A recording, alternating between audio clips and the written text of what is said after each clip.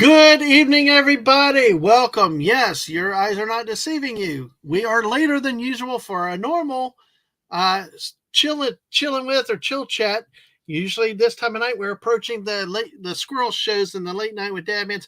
But no, we always are ready at all times of day to cater to all parts of the world, all parts of the country, all time zones for everybody. But listen, folks, hopefully invite your friends, neighbors, dogs, everybody else tonight because we got really a great guest here. One of the great people around YouTube, one of the class acts that you will find anywhere, gentlemen of all gentlemen, clean, wonderful, nice programming, and great positivity sprouts up. And, you can tell the passion and everything that he does.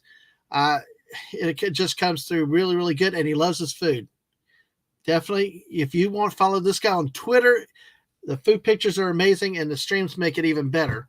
And I've got a few questions about that, but hey, let's go ahead and bring him on in. It is the one, the only, the great Theme Park Casual. How are you, Theme Park? Hey, kids. I'm doing well. Thanks for having me, Dad, man. Good to be back. Always a pleasure because we've had you on a few times, but the first time with just you because we're focused on you a lot tonight. But you know what? One of the things I think the missus said to you in your chat recently was we have a golf tournament in Northeast Florida called the it's like a lot of people catch you down to TPC and it's like it's hard. It's like we say TPC, we think golf tournament. Right. But it is what it is. I mean, Exactly. And we're going to spend some time, folks, talking to Theme Park Casual about stuff and things he likes and all. So if you got some questions for our guests, feel free to put them out in the chat after, we'll get to them as we go along. But let me go ahead and introduce who we have in the chat we've got tonight. We got 5 people watching. It looks like we've got also we're back at 578. It's so funny. The YouTube number jumps around. I was at 579, 570. It's all over the place. But hey, we just sit here and laugh here with it. But hey, we've got people on both sides of the thing. Yes, I've turned the emote off only on Twitch. We are on Twitch at DadmanWalking55 and on YouTube here. Make sure you smash that like button, hit subscribe, drag your friends in. Let's get 2 more subs tonight and beat a 580. So, hey, with that being said, we got the great Sci-Fi Mombi is here. Hello, Sci-Fi Mombi. Good to see you. Corey Cochran is here. Hey, Corey, good to see you. And the ever-present, makes me feel older than older because of his knowledge of all kinds of stuff, including Buck Rogers, is the great Buddy Hepburn. How are you, Buddy? And I see Buddy in a lot of the theme park chats. Good to see you tonight. Mrs. is here. Hello, Mrs. And of course, our guest, Mrs. Dadman. Theme Park Casuals here. Oi, the stunning and brave Megatron is here with us tonight. Jess, who was playing Fortnite with us a little while ago, is here with us tonight too. And Stunning is also our Chuck Norris resident. Chuck Norris is always on time. The clock is too afraid to challenge him. Yes, thank you. And hello to the great Miss Smart Muses. Hello, Teresa. Good to see you tonight. So, folks, like I said, prepare your questions. I'm sure Theme Park Casual will answer a lot of stuff. If you got questions for me, we'll do it. A lot of things we'll talk about, we'll sit around the theme parks, but maybe we get to some personal interest. So, Theme Park Casual. Let's start with in general. Always the wonderful, awkward questions like, how would you describe yourself? What are your kind of interests beyond the theme parks? Oh, wow. Beyond the theme parks. Basically, I'm a husband, a dad. You guys have seen Casual Junior on the streams occasionally. I've been blessed enough to where almost his entire life I was working from home, running my own little business. I do graphic design. That's another one of my passions. It was actually Disney that pushed me back into an art career. So that's actually something that I love doing regardless if I was getting paid for it or not. And I volunteer at my church quite a bit. We're there, a couple nights a week, and Mrs. Casual heads up our Memorial Celebration of Life ministry. She's been doing that for 17 years now. Wow. So that's kind of basically it for me. I don't have a whole wide range of interests, I guess, but for me, it's the theme parks, and those have been kind of my thing ever since I was little. Yeah. So Well, you know what? I can't tell you what. Like I said, you are really one of the nice guys around YouTube and everything, and it comes through with that. And hearing about what your wife does with the ministry like that, with because that bereavement is really a hard thing to do, and it takes people with big heart and really have to listen and be able to have empathy for a lot of people. It's not easy to do that, especially for so long. yeah, she's definitely her gifting is hospitality. So she definitely knows how to take care of people. She's very sensitive in those areas of being able to, understand, kind of what the family is going through and how to try to take as much of the burden of the day off of them so that they can just be with family and friends and grieve or celebrate uh, however they want to deal with that moment. But I know for us, it's been one of those kind of things where people always, when something tragic happens, they always say, hug your loved ones, extra tight tonight, or, whatever. Um, Being part of this ministry has Mm-hmm. kind of given us a good perspective on things, Mm-hmm. in that we don't take any day for granted. Right. And we really try to make the most of every moment we're given, because we know that in a flash it's gone. Mm-hmm. Whether it's a sudden tragedy or a slow, drawn out tragedy, the days go by way too fast. And so I always kind of, the family, we kind of Mm-hmm. have that always in the back of our head of, what, one day we may be standing there in that Mm-hmm. position, so having that as a I don't want to say constant reminder, but Mm-hmm. a refresher course every now and then kind of helps to bring perspective. Mm-hmm. It does. It reminds me what the Mrs. ends her shows about. You know, uh, have peace. You're not guaranteed tomorrow, and and it is good to have a reminder, because then that way it reminds you that life is fleeting, and I think in some ways it can also help us appreciate those moments, the happy moments, even more. And that we don't take them for granted because we get so busy and rushing from back to forth that we get tired and we lose sight of what's really important. But I will Yeah, say, but I will say also, I think a lot of that comes through in the way you conduct yourself on your streams and with your streams in the theme parks. Is you're about happy, you're about the moment, you're about helping people, and it comes through a lot. I think with you, because but as you know, we're all gifted in different things. So it's yeah, yeah. yeah. I try not to project my gifting onto other people. Yeah. It's everybody has, like you said, everybody has their gifts, and everybody has their focus and their calling, and I'm trying to just live out mine and Exactly. not try to necessarily tell anybody how to do anything. Right. One time I heard a story once. Let me say hello to Maddie's daddy, Steve. Good to see you. And Emily Gangadine's back with us. Hello, with her puppy Sammy. Hello. No. That's a new view of Sammy, though. Hey, that's nice. Because it's like I've you get you can't force giftings on some people in certain things. It Right. just doesn't fit right. Not Yeah. everybody's cut out for hospital ministries, and Hmm. you have a nice. I saw an emergency episode, old from the '70s, and they had one of the mean nurses in there. It's like, nah, probably not your calling for that. But Right. okay, couple things with you. Because Theme Yeah. Park Casual says it a lot. Uh, a couple things. Why did you decide on? I know. Why did you decide on that name, and what got you into uh, streaming to begin with? Well, let's see. I think it was Park Hoppin' was the first theme park channel that I was really following. And once they got going, a few months into theirs, I was kind of like, I was starting to think, maybe I'm going to give this a try. I could do that. I could walk around, and I was thinking, hey, maybe they might need somebody on the West Coast that could do, theme parks for park hopping. And so I was starting to think that maybe I could do that. And for whatever reason, I never never really tried it. I came up with the idea of theme park casual because I consider myself a former theme park commando, in that, everything was planned out. You knew where to go at what times to beat the lines, beat the crowds, make sure you get the best seats, the best spots to watch fireworks and shows and everything. So I knew all of that. When me and Mrs. Casual went to Disney World, when I proposed to her, I created an actual book that was our itinerary, and I had every day planned out, because, you have to, when you go to Disney World, you have to choose where you're going to have lunch 60 days before you arrive, and all of those things if you want to get reservations at some of the good restaurants. So I had it all planned out, and I had a book basically made of it, a little binder with the whole thing. And she was kind of like, really?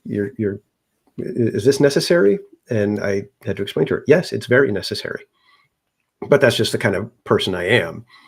And so when I decided that, I think I'm going to give this, theme park blogging, vlogging, whatever I was possibly thinking a try, I wanted to basically leave some of that aside and just relax and enjoy the parks. That was my goal. So that's why I came up with theme park casual, and, when you go to a theme park, how do you dress? You dress casual. That was my whole thing. And so after, I think it was a couple of years, because I started in 2022. So it was almost 2 years of watching other people and, being in the chats and just kind of watching and getting to know people, getting to see how things are done, what goes on in the chats and whatnot. And then Orange Grove 55 invited me on their channel one day, just from kind of hanging out on Twitter and whatnot. And we just had a live stream with them, and I was basically bitten by the bug, and I enjoyed it. I did my first video when there was a rumor of a Giga coaster coming to Knott's Berry Farm. And thanks to the community that I had already been kind of part of, as soon as I started letting people know that, hey, I did a video, it got a bunch of views, which encouraged me more and more. And then I decided, you know what, I'm going to give this live streaming at the parks a shot. And I bought a gimbal. And I think it was like 2 days later, I went to Knott's Berry Farm, went live. And put it this way, I was such a newbie at it that I didn't even know that you could do a private stream and nobody would know that you're live. And so I just went live, and I'm sitting there, practicing and talking and whatever. And next thing you know, one of my buddies jumps in the chat. It was JT from Late Night with Cap. And I was just like, oh my gosh, how'd you find me? And he's all, oh, I saw that you were live, gave me the notification that you're live or whatever. And I'm just like, oh my God. And then a couple other people. And then what really shocked me was I was walking around that day, and somebody says, hey, in the chat, and they're all, we saw you at Log Ride. We were in line for the Log Ride or whatever. And I was just like, oh my God, somebody saw me with the gimbal and decided to check to see who was live and jumped in the chat. And it was just kind of like, oh my God. Yep. And ever since then, I've just been having fun with it. It's been a blast. I love doing it. I feel like when I go to the parks with everybody in the chat, I feel like I've got, 30, 40 of my friends with me, and we're all just hanging out, talking and laughing and having a good time. So I'll keep doing it as long as there's somebody in the chat. So, well, there you go. Yeah. Very, very good. By the way, when you're talking about being theme park command, well, I became that because everybody, it was the only way to do it efficiently when you had a group of people. It was the best exercise I had in my life when I could get back when they had fast pass, get across the park and stuff. And you learn those shortcuts. So, but yeah, I do like slowing down, though, as I've gotten a little bit older. Steve said he's probably the only professional animator never been to Disneyland. So, oh, my goodness. All right. And well, if you like Disney, you've got to get to Disneyland. There's just something different about it. There's an air, there's a quality there that you can't find anywhere else. See, I think I remember when California Adventure was coming out because from Hmm. this coast, my kids, we got married in '96. Our honeymoon was at Disney. Well, we did split Universal, which was before all the parking garages. We Hmm. remember the original Universal, which was one park and you could park literally right outside by the Globe. What's there now is just was never there.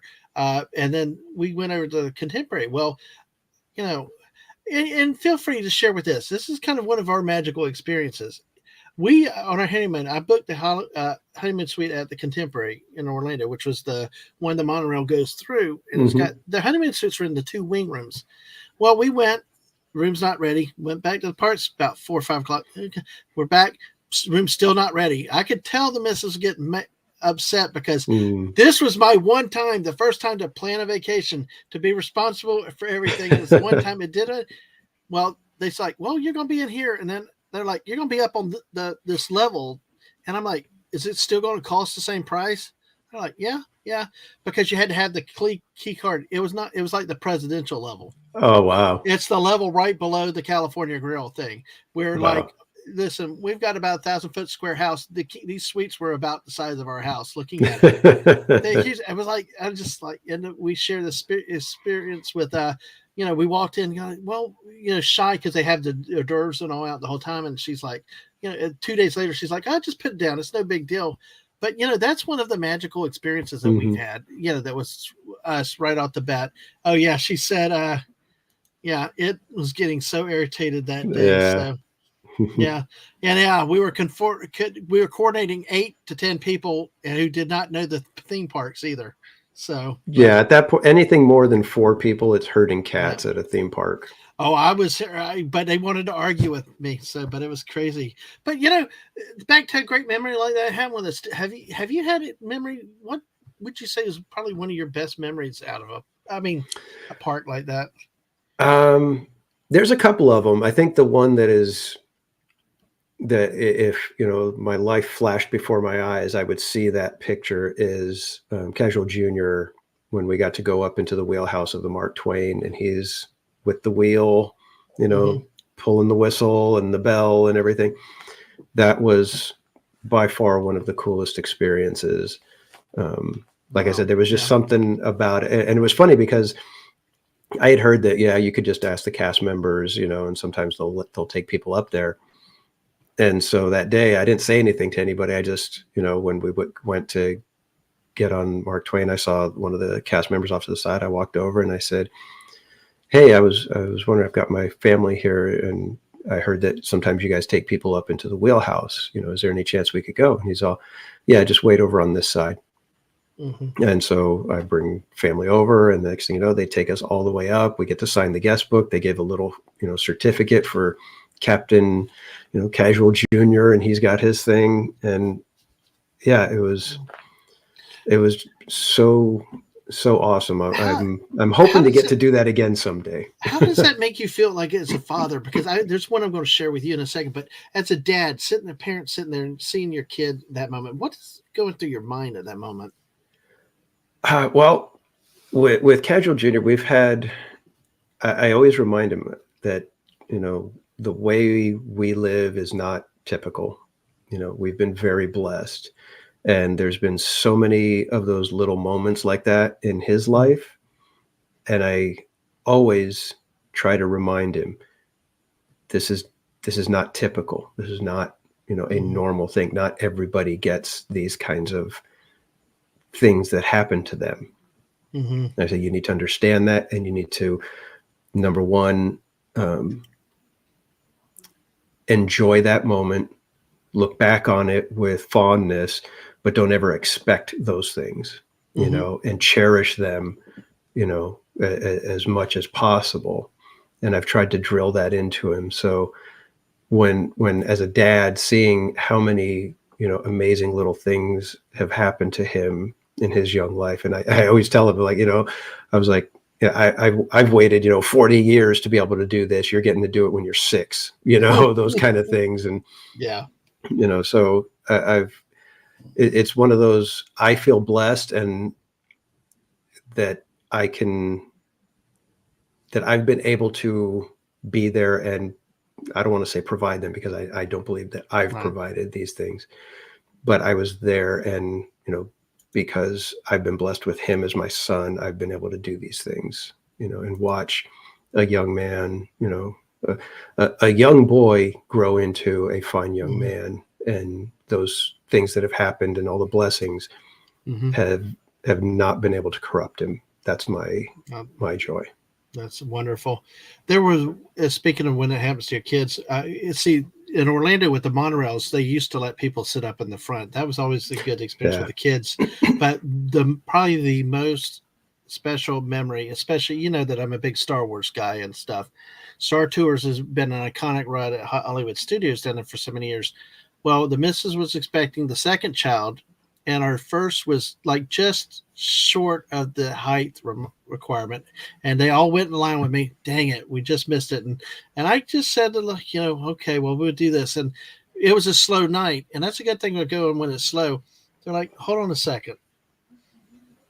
They actually took my wife and off to the other side, took me and my oldest onto a private, basically one of the Star Tours cars by itself. Oh, wow. The two of us to go went in there, just the two of us, and we just watched the movie. And watching her just sit there with her fingers shooting like the Death Star run and stuff like that was just one of the most magical moments. And I know in the day and age, it's always easy to criticize, especially a lot of that's out there that's negative. And I try to be positive, but these are the special memories that I think deserve to be called out and yelled. When they've done good, and you do hope that they keep things like that. But like you said, there's also it can't be expected. But you enjoy those moments when they happen. Right. And Yeah. hello to Kaylee. Hello. Hey, Kaylee. How are you tonight? Glad to have you with us with Theme Park Casual. All right. So shall we liven up with a little bit of fun? Sure. Hey, let's look at a couple memes with the theme park guy himself.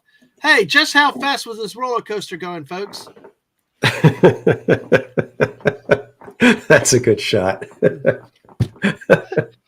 This is one that I know will help my wife to say she will never go on a ride with me, a roller coaster. Her one thing is she's always told me she would go on a roller coaster with me if I could guarantee it would not stop. And I cannot do that. I can you never know. I've even seen a couple of the ones at Universal down here that have stopped, and I was like, Right. really? Like, you never know when that goes. So this is the Buzz Lightyear. Yeah, no, Buzz Lightyear, teacups with a little gun. But hey, folks, here's one a lot of people can relate to here. People waiting to ride a roller coaster. Yep. I remember when lines were bad at like 2 hours, Mm-hmm. and now seeing something get 4 hours long at some of the parks. What is the longest ride you can remember seeing?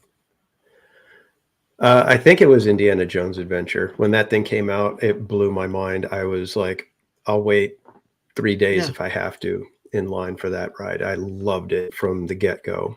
And there were times where, I would be like, oh, it's 180 minutes. I guess I'm waiting 180 minutes. Let's go.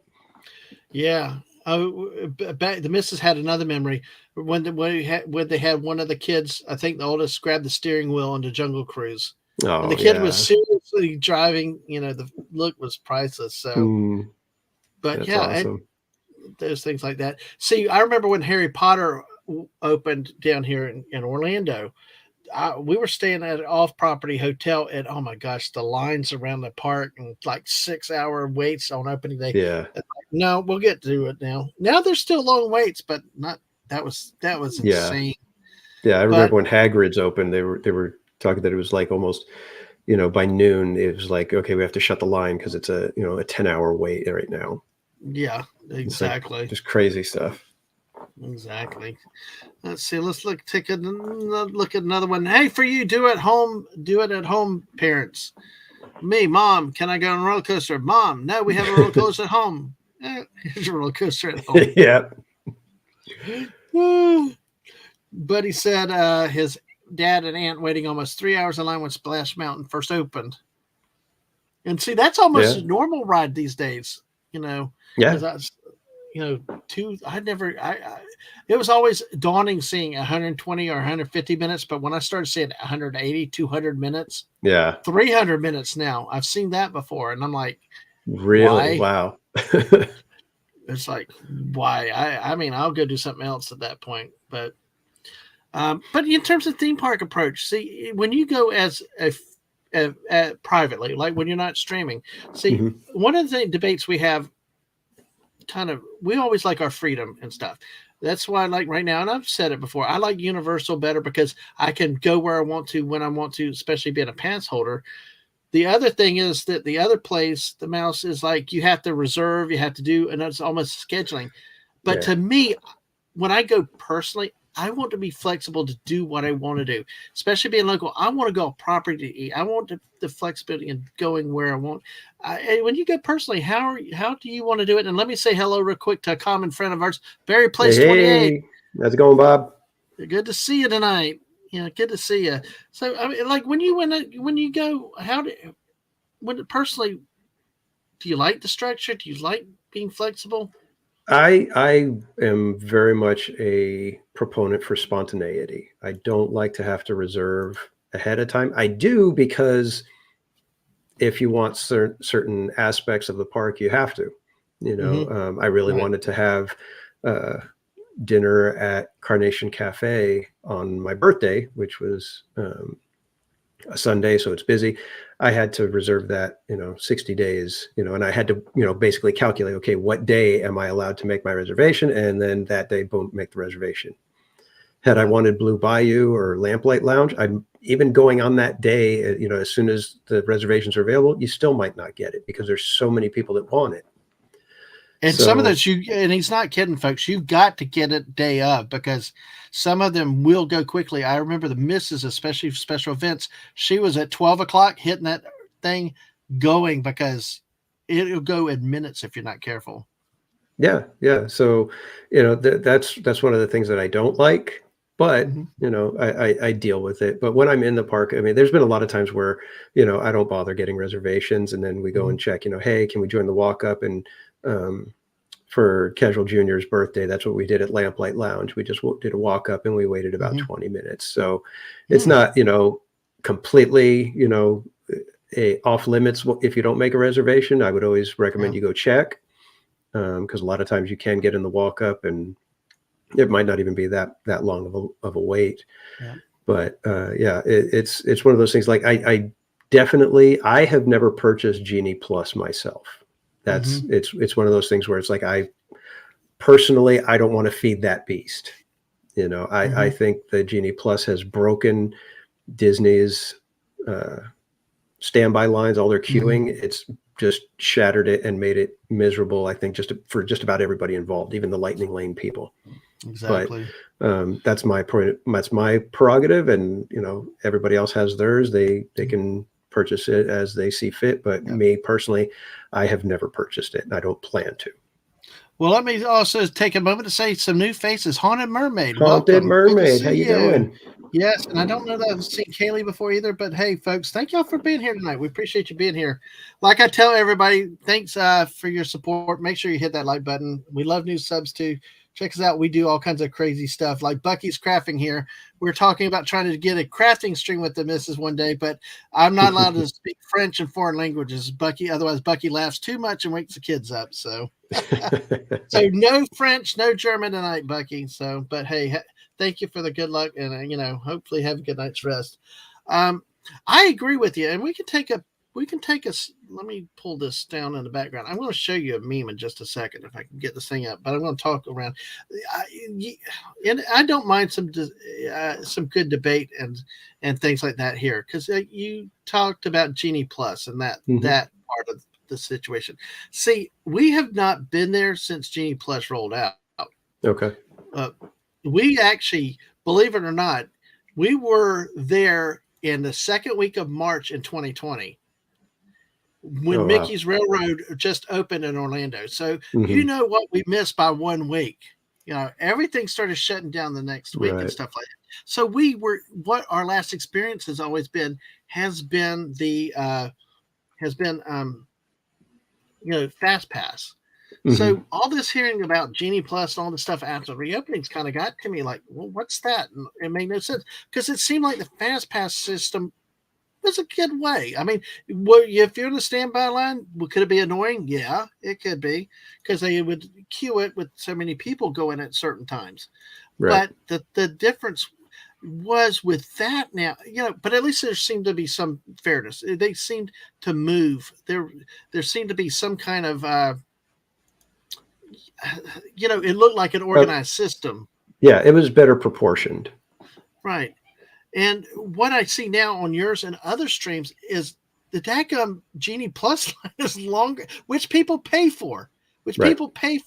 It is like even twice as long as the standby line sometimes. They're just, I mean, Yeah, I mean, there have actually been times where the regular standby line is shorter than the lightning lane, and that's how broken the system is. yeah. That And it's really just chaotic. Um, for me, I don't mind people paying additional to skip the line, mhm, but to me, it has to be at a price point that allows only a select few to be able to do that. mhm. Well, one of the benefits of it in Universal Orlando, because folks, I'm only speaking really from when it comes to Disney and Universal from the Florida standpoint. I've never been to California, but the two ways you can get their express pass, as they call it, is buy it, and it's pretty pricey. Right. It's really, you really have to think, Yeah. or you stay at their deluxe resorts, and if you roll into Hmm. the value of the deluxe resort, they got some nice resorts. It can be worth it and really make it fast. But never have I seen it beyond, where it's never approached the length of the standby line.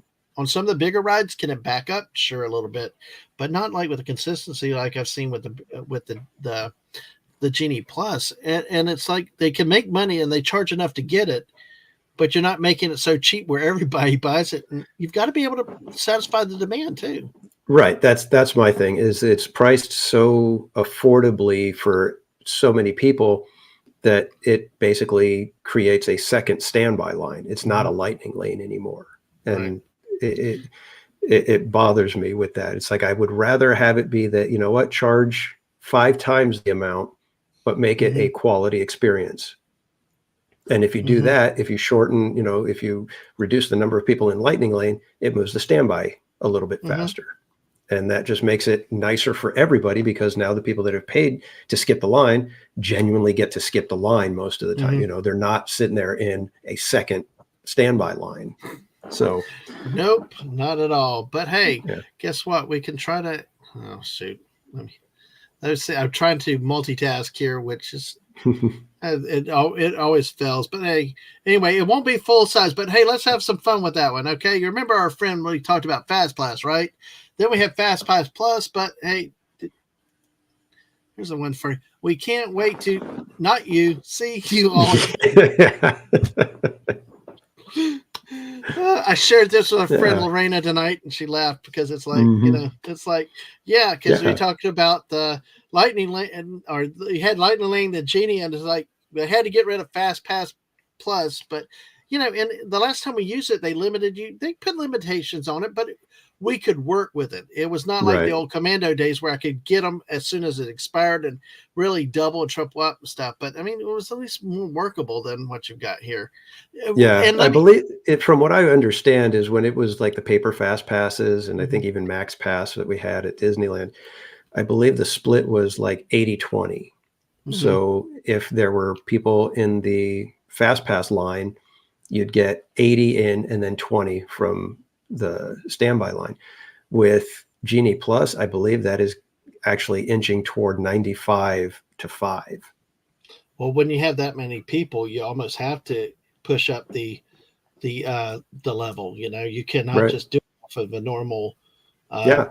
routes. So, but and even when they moved it into the computerized, got rid of the Hmm. paper fast passes, it Right. still seemed like there was the ability, that it would actually satisfy people, and it Yeah. actually worked. Yeah, I agree. And you guys did I think you did an EFAP of the, uh, oh gosh, Yes, we had I can't the remember Fast who. Pass. Yeah, I'm Lorena and that Culture on Fast Pass Lorena's show. video. Yeah, Yeah. yeah, and even then we didn't get 20 minutes in, and hopefully we get to continue that one day. But yeah, it was interesting. Fast Pass is a good old thing, and we learn to appreciate it even more later when we don't have it. But Right. and that's why I tried. Like we started off talking about the good stuff, because so many times, it's easy to get wrapped up into the negativity and the bad stuff, and Right. but like I said earlier, we all have good memories too. That we need to call them. Shout out the good things when they do. So, Yeah. speaking of good things, food. Man, your Twitter kills me. And people say I do food pictures and stuff, but your food from the theme parks, both in live streams or your pick or your tweets are just amazing. One of the things that I find the most fascinating thing that I can do, and yes, as Buddy said, have fun with theme park casual at his channel too. There, thank you, Buddy, for putting that out. Boysenberry. Yeah. I've never had boysenberry. But I know Buddy, many other people talk about boysenberry like at Knott's Berry Farm is this great. What is so good about? I mean, what is it about boysenberry that seems to get a lot of attention? Well, it's a I believe it's a proprietary berry. I don't think anybody can just grow it necessarily and sell it and whatever. But it was developed at Knott's Berry Farm. I believe it's a hybrid of a raspberry, blackberry, and loganberry.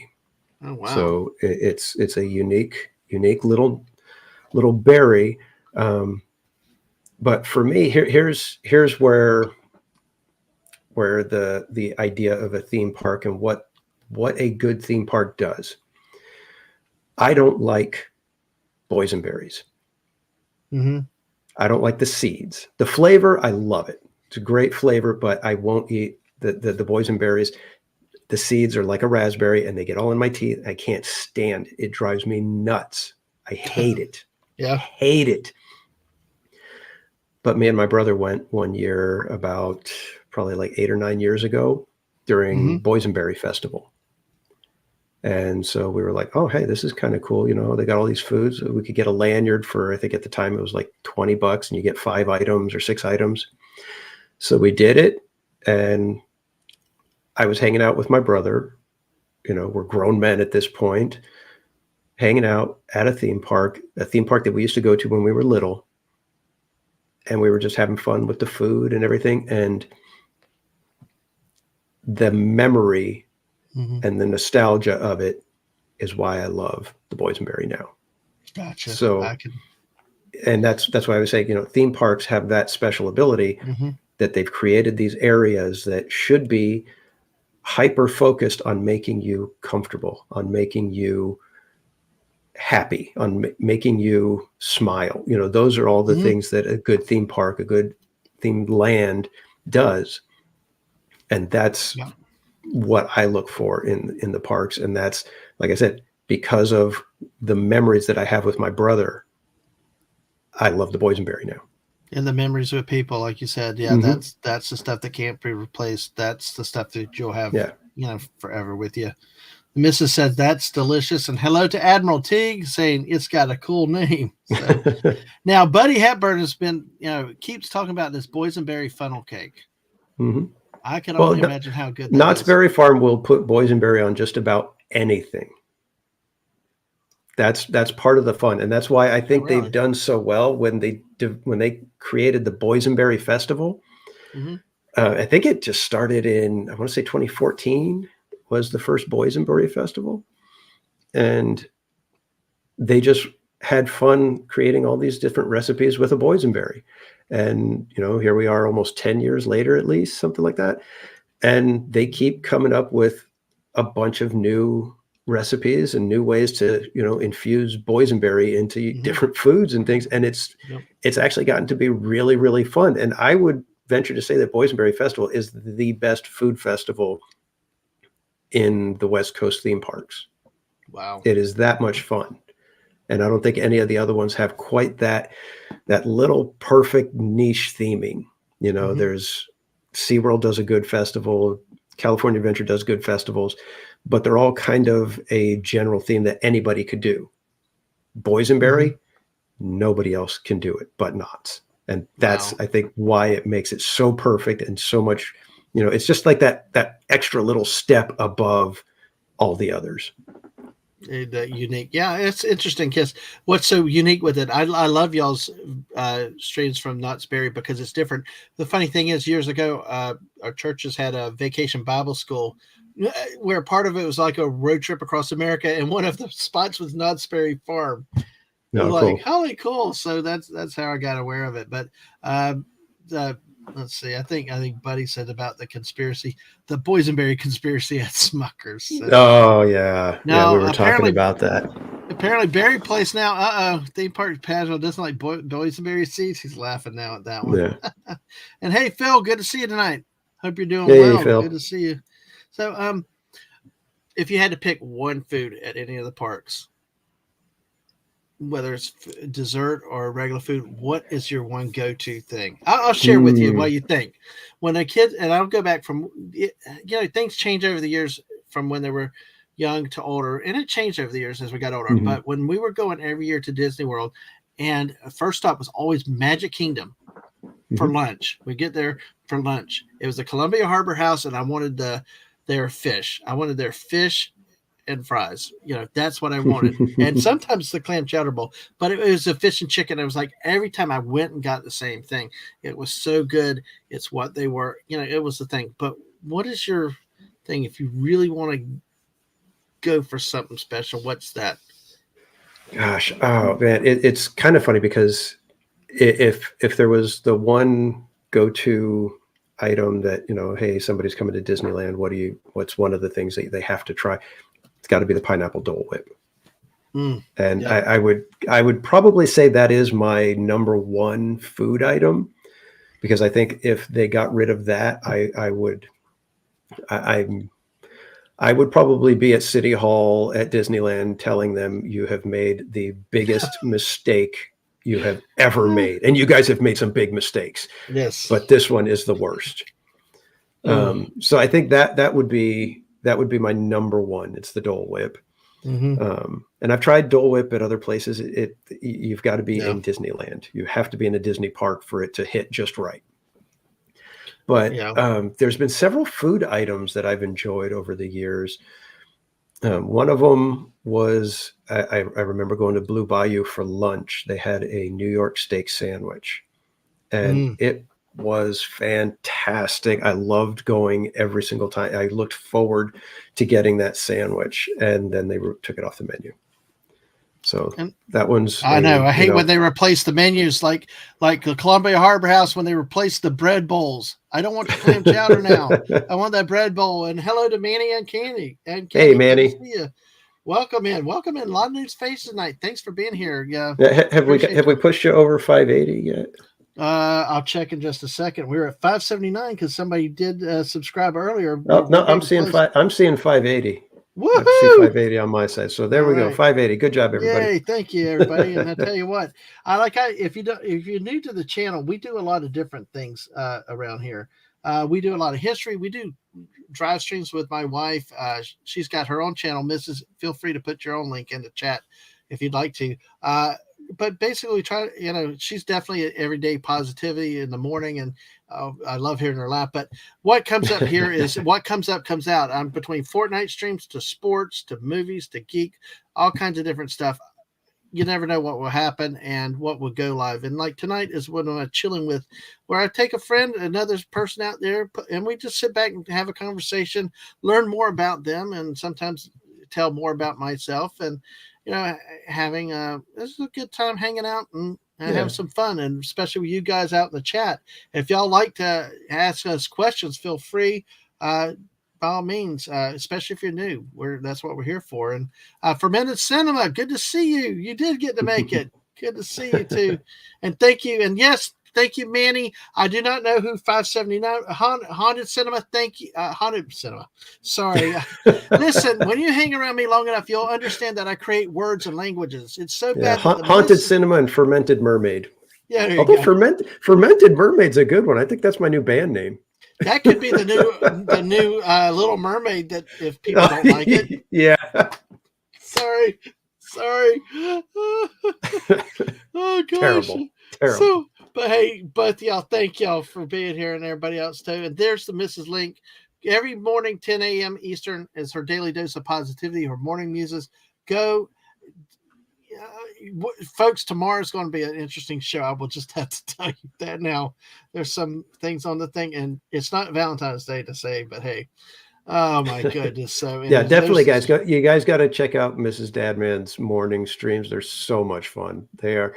Her laugh is infectious, but she does such a great job. Like Dadman was saying, it's just a little burst of positivity. It's no harping on stuff or anything. It's just having fun and starting your day with a good smile. Exactly. I've actually, when I've worked at home, I've actually walked out there to see if I needed to help her streak. It's like she loses control. And it's like so funny. Like, do you need help? No, I got it. Give me a moment. So, yes. And hello, CLS Studio. Good to see you too. And yeah, Barry Place said, hit that like button, everybody. And thank you so much. Oh, yeah. And then that's Mrs. Stream tomorrow. Actually, the Miss and I are doing a special Valentine's stream tomorrow night too. So, yeah, it's and thank you CLS for that compliment for both of us. Appreciate it. Glad you're here too. And it just, with the theme parks, I food has always been a staple for it, and when they change menu items, that can get people out of control. I mean, yeah, we were bummed on Casual Junior's birthday. We went to Lamplight Lounge, which is the near equivalent of Blue Bayou at California Adventure, one of the best restaurants there. And they had these Kung Pao bao buns that we had been getting for, over a year since our friends took us to Lamplight for the first time. And we tried them, we loved them. And they were, every single time we went, we'd get at least one order of those. And so we go for his birthday. That's what he wants. He wants the bao buns. They're off the menu now. Oh, and so, yeah, it was one of those things. You're just like, Well, we'll stick on foods and we'll get into some rides in a bit. But what about, have they implemented the mobile ordering concept? Because I know one thing between Disney and Universal that I like Disney has done better is their mobile ordering was better and more advanced than Universal's. I think Universal's are getting better over here in Orlando. But like our Flame Tree Barbecue, which if you ever get Animal Kingdom, you've got to have the barbecue there. Normally, I only eat one place at a private place in Orlando. But this Flame Tree Barbecue at Animal Kingdom is top notch. But the mobile ordering, have y'all found that to be helpful or extensively out? Okay.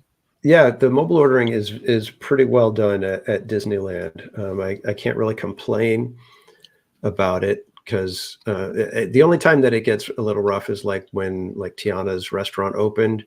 If you didn't grab your return time for your food by 7:30, you weren't going to be able to mobile order.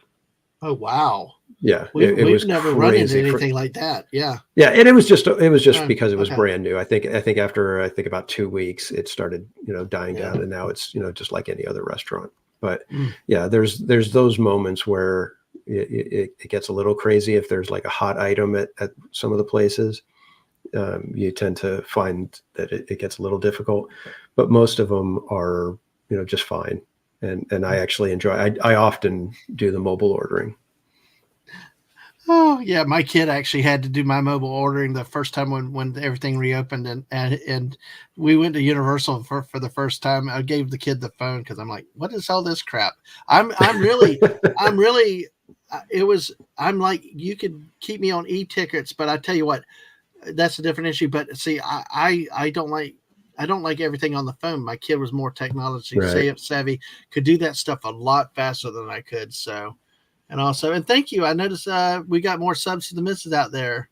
Yeah. You and Haunted Mermaid. Appreciate it. Buddy is now saying his dad complains about them closing the Monorail Cafe every time somebody mentions Disneyland food. Yeah, that one. I'm not even sure if I ever got to eat there, even though I was around Disneyland quite a bit. For whatever reason, I don't remember us eating at many of the restaurants. I think there were a couple of times where we did like Cafe Orleans, Mm-hmm. and that's basically it. We usually were, a burger and pizza kind of family. So Yeah. it, No. it wasn't until I got older and it was my money and my time that I was like, no, I'm going to breakfast and I'm going to get the Mickey Mouse pancakes, and I'm going to go Exactly. get a steak sandwich at Blue Bayou. So Well, Manny said he ate there once. See, one of the things, and I'm flagging some of the comments. We got a couple questions in here. I'm going to get to in a second.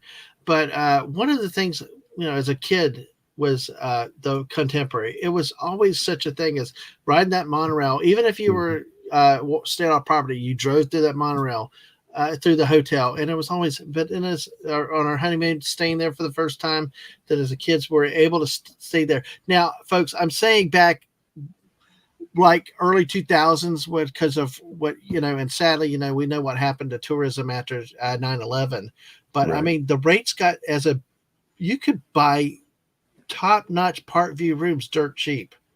I mean, as prices go. And but it was like those type of things that you never thought you could do as a kid that you got to do it as an adult. Right. And just so many memories like that happen. Let me just since we talked about a bit of food, so we got things. I've got a couple questions here, but let's go to a couple more of our funny memes right here. My crypto portfolio is like a roller coaster. Not sure if I'm screaming in terror or excitement. I'm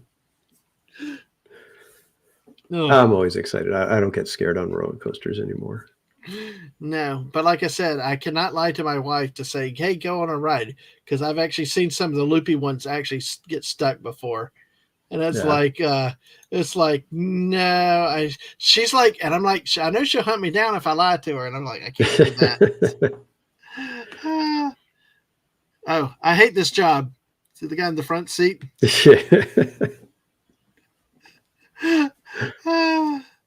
Water park owners are confused. How is 250,000 liter water added in the morning becomes 250,300 liters in the And I don't know if I missed Admiral Teague earlier. Admiral Teague, I think I pulled your name up, but I'm sorry if I didn't say, hey, good to see you too, Teague, today. I didn't mean, but yeah, deposits in the pool, I guess. Yeah. Oh, here you go. I don't know where you are, but I will find you and I will ride you one of these. Have you ever been on one of these? I have not. Well, do you? Manny's like, you. Yeah. Well, I do you. Well, first thing is, we'll talk about water parks a minute. Do you go to or do you like water parks? I enjoy them. I don't go to them very much, though. Okay. I think the last water park that I went to was Legoland Water Park when Casual Junior was probably like 10. That sounds about like ours to Typhoon Lagoon. But we once were in Tennessee and they had the indoor water parks up there because, bad weather. We got on one of this. Me and the two kids got on this thing here. And, it did not empty out. I do not remember. It was flash. All I know was once you got in this circle here, you were spinning at you were rotating at such an angle and speed. It was all I could do to hold on. The kids did fine. I'm like feeling like I'm about to fall off and go sliding. Yeah.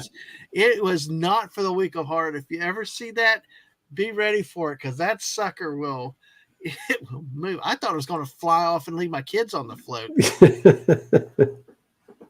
And I tell you, it's not one. If you like being in control, that's not one to be on. It will. Yeah, that's actually funny because it makes me think that it's probably similar to the swinging gondolas at California Adventure on the big Ferris wheel. Mm-hmm. And you look at it and you think, oh, that looks kind of scary. But when you're in there, those things are swinging way more than you would imagine. And that's why that ride, if anybody's nervous about going on there, I won't make them go on. Right. Because it could literally freak people out. And I don't want to do that. And that's true. It's easy for people to quote tease and stuff like that. I've always decided to not do that with people, especially the wife, as I was like, because like she said, when I say something, I want her to believe it or mean it, that I mean it, right. not take it as a joke, because it could be the one time that, it's, because there are fears, there are valid fears people have of Yeah. all these rides. And some of the bravest of us still may not have rides that we want to, that others may consider fun, fun and Right. easy. So, Hmm. fear of, see, like this one is not really a fear of heights because you don't see what's outside. The problem what I had was the fear of not controlling. I thought I was going to fly up against the wall and then I don't know, get run over by everybody else sliding down after. It was really one of those things, and so, oh my gosh, so, oh my gosh, it's that and that cone thing. Yes, that cone thing is exactly it. You do not realize you're high. The problem is the swinging is such extremes. You would not think Yeah. it's just something. So, but yeah, I take spare bolts on roller coasters. Now, see, this is part of kind of kidding and having fun because we're talking about memes. But I would not tell this to my wife. I take spare bolts on roller coasters, and as the ride starts, I say to the guy in the front of me, "Excuse me, these just came out of your seat."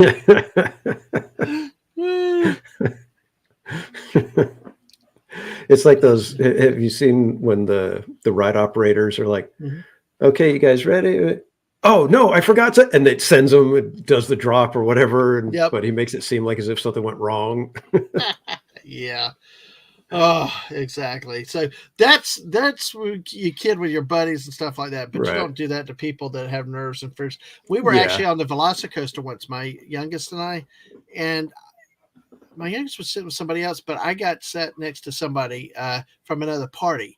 The Hmm. woman did not want to be on the Velocicoaster. Oh Now, man. you've heard about it. I've actually done some videos about it before, and I need to probably put some more back online.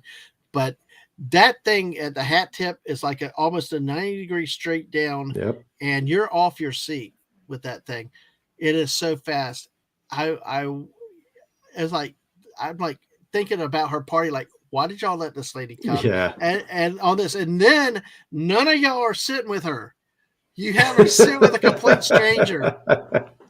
Yeah. So so I just kept telling her, "You'll be fine. Just hold on to it all." So you help people around like that. So Yeah. speaking of rides, let's say, what type of rides do you like the best? I mean, what again, and I know as you stream, you show a lot of everything, but the old theme park commando in you, when you got to just, it's nothing but the rides. What is your favorite type of ride, or specifically, what ride is your favorite at what part? My number one ride anywhere that I've been on is Ghost Rider, the roller coaster at Knott's Berry Farm. That ride, Mm, just fantastic. Everything about it is spectacular. They retracked it, I think about like 5, 6 years ago. mm-hmm. And when they did that, they like adjusted some things that were causing it to be not a very enjoyable ride. But Right. now it is fantastic. Best Mm-hmm. coaster I've ever been on, and I just love it to death. It is far and away Mm, my favorite ride, and I'm a coaster fiend. So yeah. if there's coasters, I want to go on it. Oh, I don't So blame you. I think it would until I get to the point to where physically, my health wise won't allow me, I am going to be riding coasters, till I die.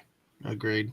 And good night, Emily. Good to see you again. And yes, you get some rest for the little one to come and all. And say hi to Sammy. So thank you for being here, Emily. Yeah, I take that. See, I like to do. My youngest and I rode the Hulk coaster in Orlando 10 times one night. Of course, there was Wow. a combination of low crowds and express passes. Yep. We kind of did that. I honestly, it has been so long. I'm limited in the parks that I've gone to. It's mostly been with um, we went to SeaWorld once. Didn't really ride a lot of the rides there. But Universal and Disney are extensively it. I've been to Dollywood once, and they had a Screaming Eagle, like a wooden roller coaster, which was cool. And as a youngster, I liked the wooden roller coasters, but Hmm. they're really hard to find anymore. Yeah. But I think for currently my favorite roller coaster has to be Velocicoaster. Yeah. But I've heard only good things about that one. That one is just it's one of those coasters that it's like you've got to get on it. If mhm. you're a coaster fan, it's one that is absolutely not to be missed. You need to make a trip out there just to see it, kind of thing. Yeah, and And it doesn't. someday I'm going to get to go on it. Someday. Well, if you ever get over this way, definitely shout out because we have. we gotta do it. I actually got to ride a Velocicoaster once with Lorena, so Oh, it's nice. like cool. And I always love to show y'all around and everything. Hagrid's Ride was a good one too at Universal.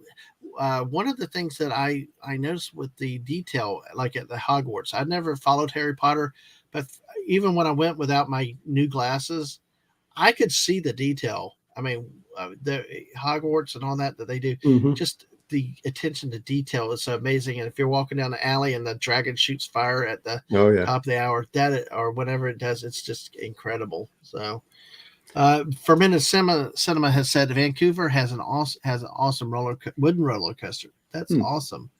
Well, let me go back. Since we talked about your favorite ride too, let's do say let's see. Fermented Cinema earlier said today's about theme park. The best part ever is USJ, Universal Studios Japan. Hmm. Yeah, Fermented Interesting. Cinema. What they're specifically, what kind of rides do they have there that you're saying, and why is it? What makes it really cool? So, and then he asked, Fermented Cinema asked, you guys ever been to Disneyland, Sea, Universal Studios in Japan before? Yes, yeah. Same question.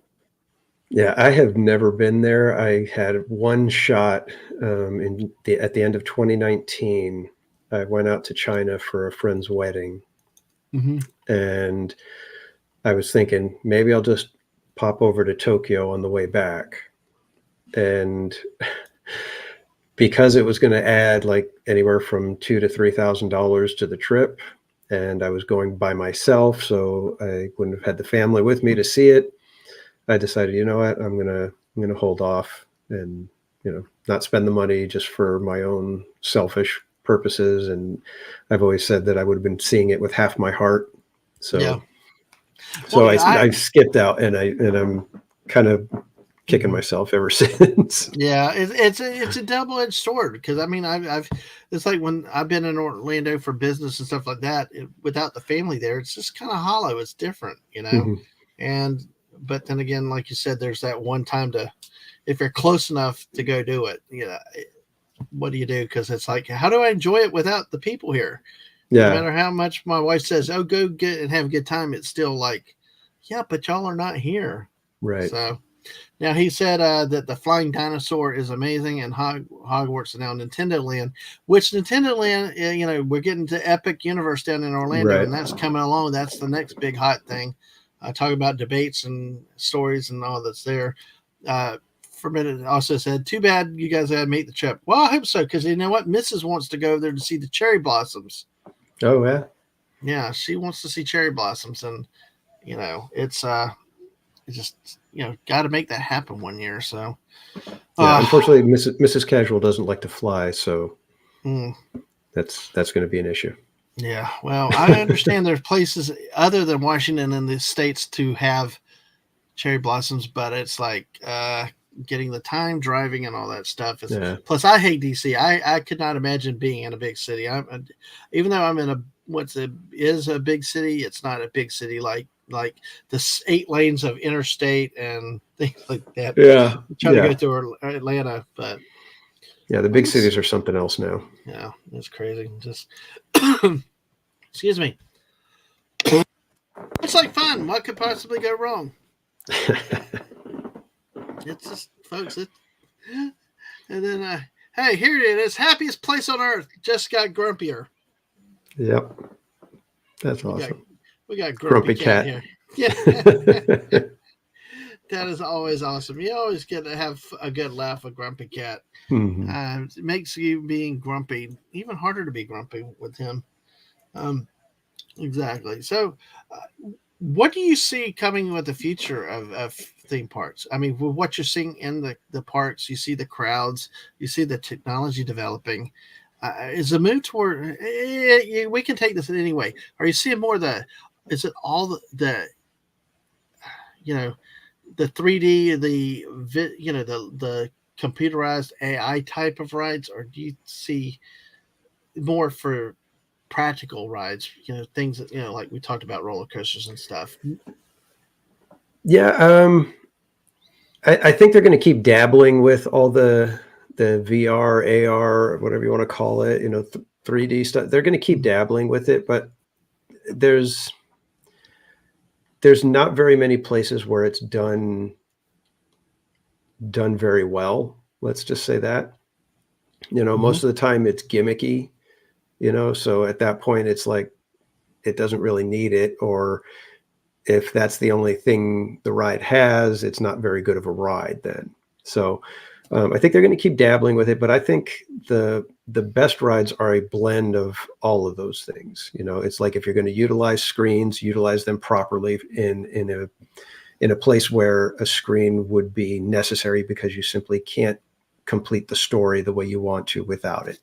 Like Harry Potter and the Forbidden Journey, it's a mix of screens and practical sets, and it blends everything nicely, and it uses the screens to move you from one area to another quickly so that you get that sense of, hey, we traveled a bigger distance than actually we really did. So those are the ways that you can utilize the screens properly. I think for me, the big thing, and we're still feeling the effects of it, is what the Harry Potter land did to the industry, where it's going to be probably a long time before we get a generally themed land with lots of different IPs mixed in that's done well. I think the last one that I can think of is Pixar Pier, and that one is a horrible overlay that never should have happened. But from here on out, I think we're going to get single lands where they try to get you completely immersed into whatever universe or IP that it is.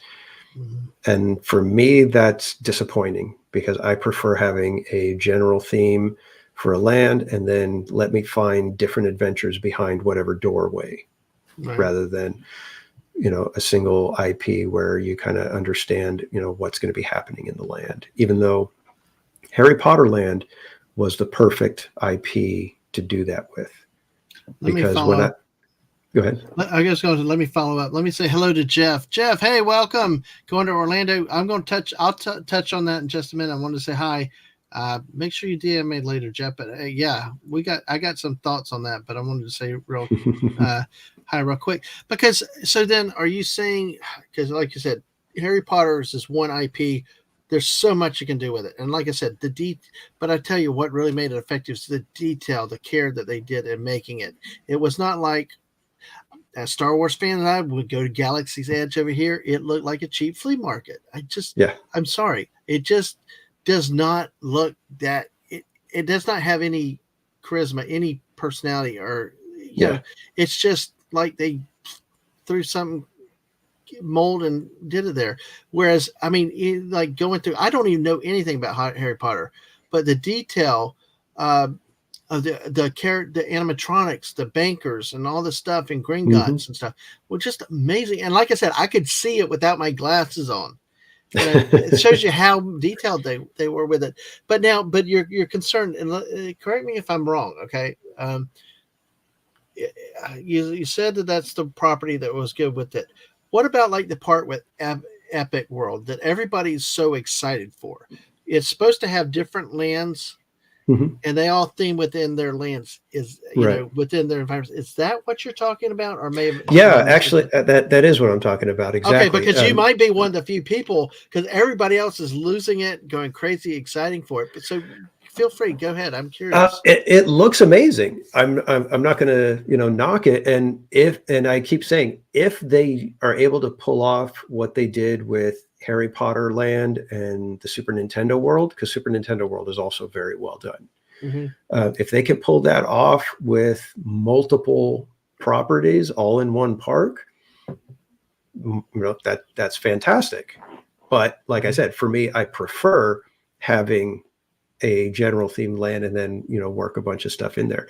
I think what is a good general theme land? If you had to find a land, what would you say is a good example of what you're saying makes a good land? For me, it would be like Fantasyland at Disneyland. Okay. It's, you've got your castle, you've got this, kind of slight medieval European feel, but each little section is kind of themed to its own little part. Like, so Peter Pan and Mr. Toad are, themed to England, and then you go over to Snow White and it's a little bit more of a Gothic castle style. And then Pinocchio, you get more into that, Italian woodwork sort of look. And that it all blends together, but you've got multiple different IPs and stories and different, cultures, if you will, all blending together, and it works. That to me is a perfectly done land. Okay. Whereas Harry Potter is the single one, but again, they did it so well, and I'm trying to figure out exactly how you would be able to duplicate that, because Harry Potter, with the books and the movies, they were so fleshed out. And I've only seen the first movie. I've never read any of the books, but going into that land, I got it. I understood what was going on. Mm-hmm. And the fact that with Harry Potter, it's like people wanted to get the butterbeer. They wanted to eat at the Three Broomsticks. They wanted to go to what is the Hogshead Tavern, going into Hogwarts Castle, all of these different things, the Oliver's wand shop, or Ollivander's wand shop. And then, the chocolate frogs, all these different weird little things that were in the stories were things that people wanted to experience. And when that happens, it's a weird blend, because it even came down to the merchandise with Harry Potter. Like I said, there's the chocolate frogs, the wands, the robes, but then you get into, even the stuff for the casual fans. It's, what house are you? I'm a Ravenclaw. Therefore, I'm going to get the Ravenclaw scarf because I'm a Ravenclaw. I got to get something Ravenclaw since I'm here. And you've got 4 different houses that you can do that with, and everybody fits into one of those. So everybody is now looking for merchandise because, oh, well, that's my house. You know what I mean? Yeah. So it was a very, it was almost like lightning in a bottle kind of a situation with that. Right. That there's not very many places. I mean, Cars Land at California Adventure, breathtaking, absolutely stunning in its visuals when you're walking through the land, when you're looking at the entire vista of the Cadillac Range and all this stuff that they built on top of a parking lot. It's amazing. But the merch and the food kind of fall flat when it comes to theming. Whereas Harry Potter, everything stays in that universe, and you want it to be in that universe. Right. Cars Land, you can't do that. It doesn't work the same way, even though the land itself is beautiful, stunning, immersive, all like that. It just falls flat in the merch and food spot, where Harry Potter, that's almost, it's got these 3 pillars. It's the food, the merch, and the rides. All of it perfect. And you don't, like you said, you don't have to be familiar with the books and all the other. You watch one movie. I have not watched any of the movies or seen, read any of the books. Okay, so Manny says these are Gryffindors. Well, we're a family. We're a family of Hufflepuffs. So, but yeah, feel free, shout it out. What are you, if you know what you are? It's so funny when they had a quiz to tell what house are you. Right. And I tell you, it's the debates like that that also drive, I think, interesting, not just the theme parks, but the IPs. Right. You got a whole personal debate. aspect. Yeah. Yeah. This whole thing of what am I? And then, I'm this. So let me go get that. And then it helps drive your merchandise, because, where you get some of the good merchandise, you have to get it at the theme park. So. Yeah. So. And like, for instance, not a fan of the series, love the theme park. Yep. And that's how I am too. I went to Universal for the first time just a few weeks ago. And I was blown away by Harry Potter Land here in Hollywood. And this is the smaller version, from what I understand. And we don't have the train ride over to Diagon Alley. Well, let's take that question right there, because I want to get back to what Jeff had asked, because I'm going to use this opportunity to transition to this. But while I'm doing something, I want you to talk about Universal California, because that's what I've heard. I've heard that the park is a lot smaller there, and it's kind of built on a hill. It's like kind of layered, whereas in Florida it's flat. But what would a normal adventure be, or how would you approach going to Universal California? In California, there's basically when you walk in, that's what's considered the upper lot, and then you go a little bit toward the back and you go down these, I think it's 4 or 5 sets of escalators down to what they call the lower lot. And that's where a bunch of the sound stages are. And there's some of the bigger rides like Jurassic Park, Transformers, The Mummy, and all of Nintendo World. So, I mean, if you're the theme park commando, you don't do what everybody else does and usually hit the rides that are right there at the front because everybody's walking in there. Oh, well, we'll go on this because there's nobody in line. You beeline it to the back of the park and work your way forward usually. And that's what I would do. But as with any theme park, you've got to take a look and figure out what it is that are the must-dos. You know, the things that you have to see, that if you don't get to see it, you're going to feel like you either wasted the trip, wasted your money, or just go home disappointed because you missed it. So figure out what those are and then plan your day around making sure that you get to go to those. Yeah. And unfortunately, I haven't been to Universal. I've only been to Universal, like I said, that one time. That's like the first time I'd gone in, I think, like 40 years, 45 years. So I can't really speak to, you know, the best paths and game plans for Universal other than, you know, the general, like I said, ideas of, you know, figure out what it is that you want to see and make sure that you've got an itinerary that's going to hit those. Yeah. Yep. So, well, thank you for. I actually brought up a park map of Orlando, of the Universal Orlando park here. So, folks, like in recent years, they've also added Volcano Bay, a regular water park there. Wet n Wild used to be a local one, and they closed. We've stayed at this Cabana Bay Hotel. It has its own lazy river, but man, it's with walking to Volcano Bay. They have buses and stuff now. We love the Cabana Bay. I love the look of Cabana Bay. That one looks awesome. That 50s retro bowling style, all that goofy art. Oh yeah, it's really truly a wonderful place to do it. But like you mentioned, there's a Harry Potter back in the back up here. Where the train runs over to Universal Studios, and basically, so that's basically it's another ride and there's a connection. Now you have to have the park hopper to be able to get off on the other side. So, if you're not too familiar with park, I guess you're just a casual visitor. Yeah, exactly. Yeah, he's casual everywhere he goes. So, but this is what I was saying earlier. The missus and I go back to the day you parked like right out here. There were none of these rivers. There's not city walk uses like all this parking alleys, parking lots, flat terrain. But you know, Jeff, all I can suggest is one of the biggest things that I have with and I would tell this to you, theme park casual. If you came to Florida for this way, I would do what I could do to stay on property because one, Orlando traffic is a nightmare.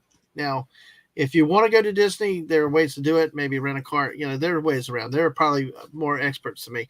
But if you really wanted to focus on Universal, I would stay on property. If you want to focus on a specific park and not necessarily go to other places, and I will say that I think the Universal hotels are much better than what the Disney hotels have become, price and value, because one of the things you consider is if you stay at the deluxe resorts, which are the Royal Pacific, the Portofino, or the Hard Rock hotels, your room key, you're basically staying at those hotels, give you paid for Express Pass, which is the skip to the line automatically with no extra charge. Now, if you stay at the other resorts, then you would have to pay extra to get the Express Pass. So it depends on how much money you want to spend. If price is no option and comfort is your thing, these deluxe resorts would be the way I would go, especially as far as you're coming. And also how long you're going to stay. That's the other thing is, you know, so everything comes back down to cost in the end, but in how much you're willing to pay. But, you know, it's the only thing that I've been told to not go to at Universal Studios is this Fast and Furious ride. Oh, yeah, God. Is it? Have you seen the one in California then? Yeah. Oh my God. My kids, like, they spent 2 hours waiting with friends and they were like, don't do it. It was like a waste of time. So I got to tell my kid about that though, that you said that because I keep saying, are you sure? Can we do it once so I can see what it's like? No. Yeah, no, they really, because in Hollywood, it's part of the tram tour. So when you're on the tram, it goes through and it does it while you're on the tram. And I really wish they would have just asked everybody, hey, should we just skip the Fast and Furious thing and we'll just keep going through it? And it would have been like, yeah, just keep going. Don't even bother. Exactly. It is just so dumb. Oh gosh, Manny is saying before Danny, the tram ride, which was longer before, was a main attraction in the park years Yeah. ago. Well, that was Yeah, like the big thing. It was you went on the yeah. tram and it took you everywhere and you did all the little shows and stuff. Yeah. And that's kind of, I think, with some of the parks I've heard it, like with Hollywood Studios, it used to be focused on movie production and about studios per se. Universal Studios used to have the Nickelodeon studio up here at the front by the Rip Rod Rocket, where this area is in here, and it was an this, like right in this area, it was an active production studio, but Hmm. then they shut that part down. Hollywood Studios had a tram tour back there where they did a catastrophe cannon, a little rock shaking and stuff like that.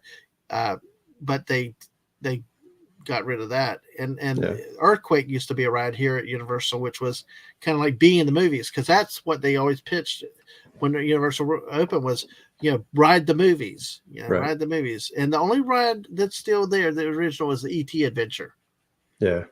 And it's just, and I will say, last time we were there, they did improve it. So, but Jeff, if you got more questions, I can answer more. But I try to tell people, if cost and comfort, if cost is no option, and you don't plan bouncing around Orlando, stay on property for one thing. And if you can swing the deluxe resorts at Universal, and you want to ride rides, if you're going to ride rides, it's worth considering the extra money to stay at the deluxe resorts to for the express pass benefit.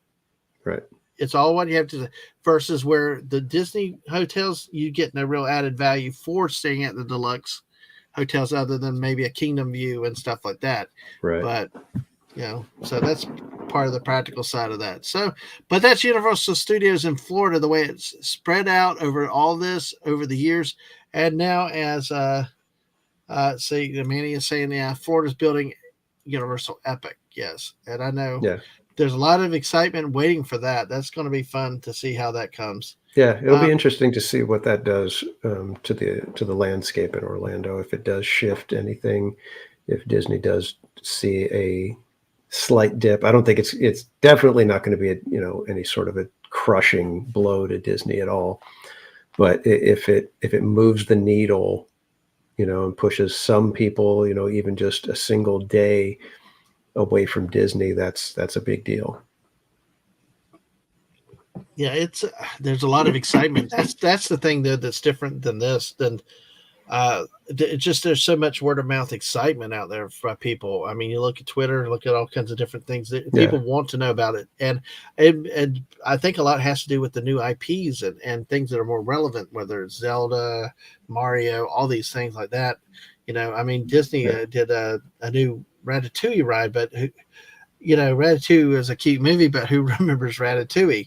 Right. Guardians of the Galaxy, but sometimes it takes forever to get those rides, up. When you got a new park coming, I mean, they've added Volcano Bay for once. That's a new theme park itself that's there. You Hmm. got these different lands. So now, how did I guess is there a Super Nintendo World out there where y'all are? Yeah. Yeah. We have Okay, how the did world in that? Hollywood. I saw various things when it opened. Have you had a chance to check it out? Yes, I did. I did get to go there. Got to ride Mario Kart.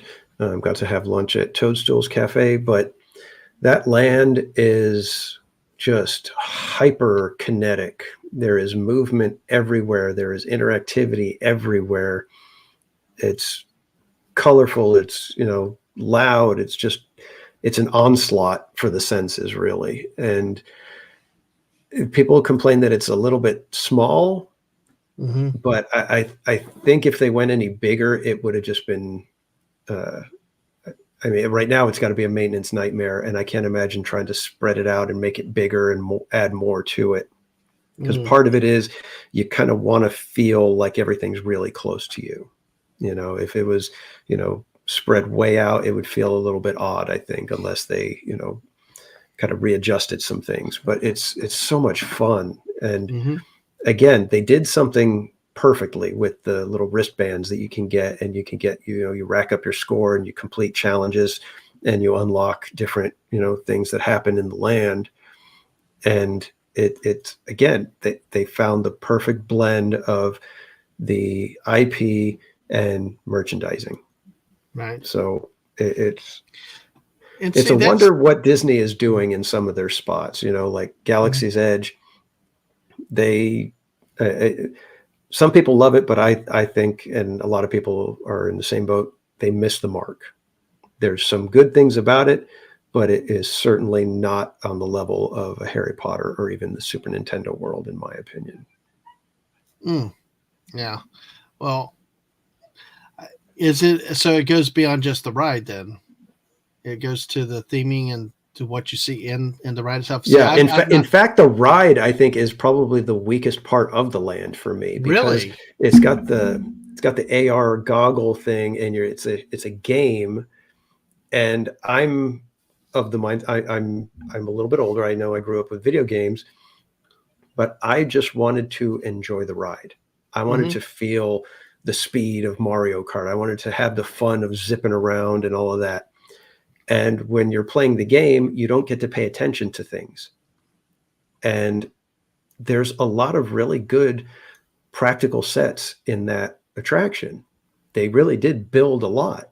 They put a lot of effort into it. But because when you're playing the game and all the stuff is flying around on the AR goggles, you don't notice most of it, at Mm, least not on your first time through. Maybe, right. well, you got to ride it 5 times and then you start noticing things. I think that there could be a good blend of where your first time you're blown away by it, that you get to experience it the right way. And for me, trying to play the game and try to enjoy the ride, it just didn't mix for me. So Gotcha. I would have preferred to have an option where, do you want to play it as a game? Yes, click here, and the AR goggles do stuff for the game. Whereas, no, I just want to enjoy the ride, so the AR, We, would be a different experience, I think with a comparable to little that. less. Yeah, I think comparable to that. I've only been to Galaxy's Edge once, and like I said, Mhm. I was not impressed with it. I got a chip on my shoulder being old school Star Wars anyway. But the one that I was looking forward to was the Millennium Falcon. I didn't care about Ride of the Resistance because that's like as Padme said, you go in a way I can't go, and that's kind of how I feel with all that. I just no matter what I do with it, but the Millennium Falcon was a key anchor. It was a commonality, and I just felt so rushed. I would have just sat there for an hour in the Falcon itself. I mean, the detail. I will say they did a good job with the detail on the outside of the Falcon and inside on the ride. It felt Mhm. like you were in there. I could have just sat there a little bit, sat in the cockpit and stuff. But then Right. again, they put it in the avenue of a game.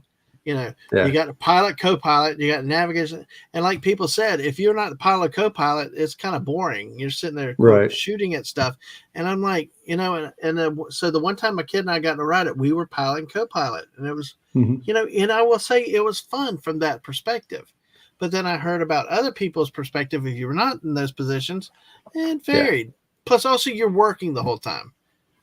Yeah, that's my thing. It's like I don't want to. I come to the theme parks to have fun and let somebody entertain me. I don't want to have to sit there. And the thing that's just hilarious to me, it's like, okay, you spend all this money, you've got this incredible cockpit, you did all this, footage that you created, and you're telling somebody to look over here and hit a button instead Yeah. of paying attention to everything you've done. It just, it's just the craziest thing to me. Mm-hmm. And honestly, that's the way I felt like on the Falcon is, I mean, you've got something you really wanted to look at, but you're so busy in the game and the activity that you lose the feel of the atmosphere of being, flying the Millennium Falcon itself, because Yeah. you're so busy trying to shoot things and score points to finish your mission, you know. And Right. sometimes people just want to relax and enjoy uh, the ride with it, and Yeah, and I think that's why the Star Cruiser, the Galactic Star Cruiser hotel thing failed so miserably. I think they miscalculated how much people want to cosplay and role play. That's really a pretty niche market. It's not, the general, family well, coming the from. price of $6,000 for 4 people either. Who the Yeah, heck, who? And then of course, like I know a lot of the early debate was, you know, okay, so some people can afford it. What about your repeat guest? right. How many times can you go pay to do that much to do that again and again and again? Yeah, You exactly. know. Sorry about that. I got a little passionate with that one because it was like Hmm. the train wreck everybody knew was going to happen, but they Oh wouldn't do yeah, it. I mean, yeah. they didn't It even was go the old weirdest school. thing. because they didn't even go old school. That's been a lot of the complaint over here. I'm wondering, is that kind of the complaints over there? Was a Galaxy, like I said, Galaxy's Edge. I don't know what it turned out to y'all if they did it any differently over there, but it just looked like a bland Moroccan flea market to me. And then everywhere it was not it was about selling property. Like we said, merchandising. Merchandising, the ride, the food, all of it should drive together. Right. It's all disassociated. The rides are kind of one place. Then you get bored with the ride, or they're broken down, or you had to wait forever.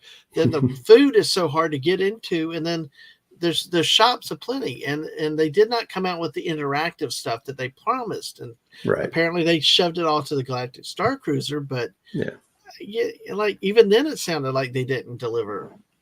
Oh God, no! I mean, on opening day, you realized how cheap it was when they were playing Space Bingo, and then like the big show scene with Rey fighting Kylo Ren. They've got the incredible lightsaber, and then it's an obvious. She sets it down, picks up the actual dueling saber. Right. It was the most pathetic thing. It's like you've got supposedly these incredible creative minds. You've got, money like nobody else, and you couldn't come up with some sort of, stage magic gag that was able to switch lightsabers without it being so painfully, high school production obvious.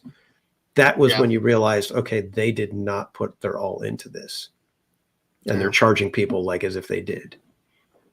And then we hear about paywalls, just like, kind of the attitude is just, hey, we'll do it and they'll come no matter what. But no, people will only have so much disposable income. And I will also, as a person, as a Star Wars fan, I don't think that the movies helped them. I mean, I think if anything, it did undercut why bother going? You just destroyed the heroes of the whole franchise. And, you made Anakin Skywalker useless and pointless. And, so why am I going to go spend the money after that? So, but of course now we're going into another thing, but it does affect the theme parks.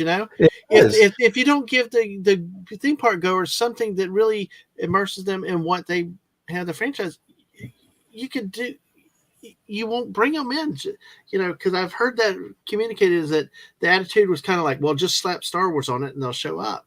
Yep. But it's the craziest thing. I mean, you've got a Star Wars land and you can't have Darth Vader there. Whose idea was that? Who? It's just crazy, maddening, and you just sit there and you look at it and you go, how did we get this far without somebody saying, that's not going to work. That's not what people want. We got to go through our old pictures. There's a stream that I want to have one time and invite some people that have been in there. I do not know if over in California, and it's before the dark times, before the mouse ball. I call it the dark times. But we used to have in Orlando at Hollywood Studios, right by the Star Tours, they actually had what they called Star Wars weekends. Did y'all have those out there in California? No, I think we're pretty much exclusive to Florida. Okay, well, that was a draw. It was like mid-May to mid-June. Then they made it all May. Then they made it all June. And once they extended a few weeks. Special moments was one time on Father's Day. They extended it through Father's Day. They actually you could go where their fathers could with their kids. And my oldest and I got to fight Darth Vader. It was really cool. But, you also had characters from the prequel, even the prequels. You had all these characters out there. My kids love Kid Fisto and stuff like that. You had meet and greets. You had the pictures. You had all this stuff. There was so much more in those 4 to 6 weeks of time that felt like real Star Wars. And all they had was a Star Tours ride and stuff like that. It really immersed and felt like Star Wars, and it felt the love. Whereas now it's kind of like, we can't relate to it because, there's no joy with it. There's no, I guess some people might like it if they like the new movies and stuff like that. Yeah, but that's a very small population now. It's definitely not the masses the way it was with, when we grew up with Star Wars. When we grew up with Star Wars, it was like, if you didn't like Star Wars, you were the weird one, you know? But like you were saying with the behind the paywall thing, so they can't have Darth Vader in Galaxy's Edge. You want to know where you can meet Darth Vader at Disneyland? Where? In Tomorrowland, but only if you're a Visa card member, Visa credit card holder. Oh, see, okay. Yeah, that's interesting. See, we're Visa. We got that with some of the magical characters. They had that Mhm. at Epcot years ago. But yeah, that's wow. So That you've got probably the most iconic villain yeah. in all of movie history. And because if you How many don't have a people would certain credit card, you don't get you to see can't keep them. go to see him? Is that the craziest thing? You've got a Yeah. Star Wars land. You've got Star Tours here in Tomorrowland, but we can't have Darth Vader out for the masses to go nuts and take their picture and just go Wow. crazy because Darth That Vader. is that is crazy. And thank you, Manny. Yes, remind every hit like and subscribe. We appreciate it. And Buddies comes in. Yes, a good old Vespa chase ride. That's what we need. That's what we need. Thanks, Manny. Yeah. Yeah. Well, you know what? They could do that actually. I don't know if y'all have Tomorrowland Speedway out there. Mhm. We Well, have we've okay. got Autopia. Yeah. Well, ours is Tomorrowland Speedway with their little gas cars that barely Mhm. move and stuff, which everybody loved as a kid for whatever reason. Just they Yep. loved it. I know my kids were like excited when they could finally drive. But hey, let's put Vespas on it. We'll just recreate the Boba Fett show. Yeah. Well, see, my thing was if they were going to clone the Tron coaster from Shanghai, Mhm. I would have liked to see them put a speeder bike coaster in Galaxy's Edge. That's what I would have done. Take the same, the motorcycle style Yeah. seating, but you're on speeder bikes and you're flying around zipping on the speeder bikes instead of the Tron cycles. And I love Tron Legacy, so Yeah. that's how much I would have said. You know what? No, it needs it over here. Again, meet the people that love the property. Give them something that brings actually connects to the movie. And I Right. mean, and I think in that case they will come. I mean, but an attitude's been just the name. They attach it to the name, and I think we're learning very much, and not just in Star Wars. I think in other IPs and franchises that Hmm. no people will cut the tie. They Yeah, will they stay can with only take what they so will. much. They can only take so much if it changes, Mhm. and doesn't have a you know progression that follows with the fandom, and the fandom can follow along. If that's not happening, your franchise is going to just fade away. And we've seen a little bit like with something like Ghostbusters. When they threw the Ghostbusters 2016 in there and all, but they seem to reach. I not mean to go down the avenue. I actually found 2016 kind of fun and interesting. I never saw it, Personally, so well, I found it personally, but do not expect it to be anything real Ghostbusters. But see, right. I'm good for a movie just for the fun of it. But there's a lot of political stuff with all that. But then again, when they brought out Afterlife just a couple years ago, really Hmm. was a step back to the original. Not Right. just with having the original actors in there as just a curtain call, but actually the spirit of it, the heart of it made the connection. And I think the same thing Yeah. with our rides and our IPs. It's things in our parks that they make those connections and get to people. That's probably why like there's so much love for like Knott's Berry, and because there's Hmm. other things that they do that people connect to and some of the Right. smaller parks. Hmm. Um, and maybe sometimes some of these parks are getting too big. Yeah, maybe there's Yeah. too many things being offered to where one, people can't do everything, and then two, you're watering down the product or the IP trying to get people through a ride. I mean, like as I understand, I think the Tron ride's like so quick, you're done and over. Yeah, You know, I believe the ride time is either like just over a minute or possibly even under a minute. and people And wait 2 hours in line for. yeah, That was the great days of the old theme parks, is you could get a 2 hour ride out of it. I mean, you get a couple minute ride out of something. yeah. I mean, if you look at some of the great attractions, Pirates of the Caribbean, that's anywhere from 10 to 15 minutes, Yep. depending on which park. Haunted Mansion, that's a good 10 to 12 minutes. Or People Mover or People Mover, Small something. World. Yeah. Yeah, I mean that was what the Imagineers from back then did. They created experiences that were not just a quick thrill or rushing you through something. Hmm. Even if you look at Thunder Mountain, there's 3 lift hills. Wow. So there's plenty of time for show scenes, for relaxing, for taking it in. Yeah, it just is well done. Hmm. Well, let me hit a couple of the other comments. So truly Oh, think karaoke cars. Yeah. no carry. What I is do that? my Autopia karaoke Oh, every now and then. So yeah, cool. I take the stream on Autopia and we do karaoke while I'm on there. And Uh, if you know me, the first time I did it, I was nervous as heck. I cannot believe that they got me to do it. But I had made a couple of stipulations and somehow they met the goals. And so I was like, okay, well, I said I would do it. So now I can't back out. And I agreed to it thinking that, no, there's no way, because both stipulations were something that were like, kind of like probably mhm. never going to happen. I think I needed like 27 subscribers to hit the goal. And then in order for me to do it, I was like, you need to go and get so-and-so, and he has to come into my chat. Oh, And somebody actually knew him and went and got him and told him, hey, come check out Theme Park Casual, because he's going to do this thing if you're in this chat. well, So Manny remembers that. So Manny yeah, remembers that. yeah, Manny was Now, there. and the missus remembers. See, we talked about this. She truly thinks that when we went to Disney, it was a golden time. So many experiences. As said, families today do not get experience, and it makes me remember back what you said. You tell Casual Junior that not everybody gets this. It's Mm-hmm. appreciate it and bless. Because companies change, atmospheres change. Just it really was seemed like they did those magical moments. I always call them magical moments and stuff Right, like that. But like I said, I try not to always be so negative because I do right. want that they get shouted out. But for minutes, I was subscribed because my PlayStation 2016. Buddy says he wants to do web slingers, but it's supposed to be really short too. Jeff said he wished that Disney didn't kill the Tron franchise. For Well, minutes, there's cinema. supposedly Tron 3 coming. Okay. Tron 3 is in development right now, and I'm not sure if they're actually in production or not, Mm-hmm. but there's rumors that Tron 3 is coming. And yes, buddy, I would love for Electronica and Flynn's Arcade to come back to DCA. Those were really, really well. I'm surprised they haven't done it. Yeah. No. But it's very very interesting with that. Go back to really really old. I don't.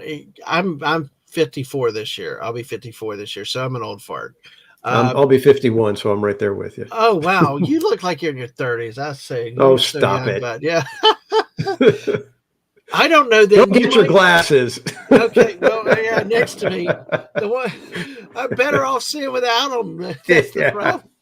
The e-tickets. Do you remember the old ticket books going to Oh, yeah. yeah, y'all had them out there too. Remember, Hmm. because years ago when you stayed at some of the Disney hotels, you pay extra for the e-ticket ride nights. They had like special things like that. But just could you could you imagine? I don't know if you took the people then to now. Being somebody that lived in then, I loved when we went on our honeymoon and I didn't have to deal with tickets and ticket books, because that's like a fair or a carnival where you buy Right. tickets to ride a ride. It made no Hmm. sense, just slowed everything down. But could you could you imagine taking the people from back then to put them now to see what they would the reactions would be, or take people now that never lived through e-tickets and ticket books, take them from now, put them back in those days. I just the chaos that would create, because it was a different time and you had to be Yeah. very selective with your rides too. Yeah. Yeah. And but it's one of those things where it's like, would we want that to come back?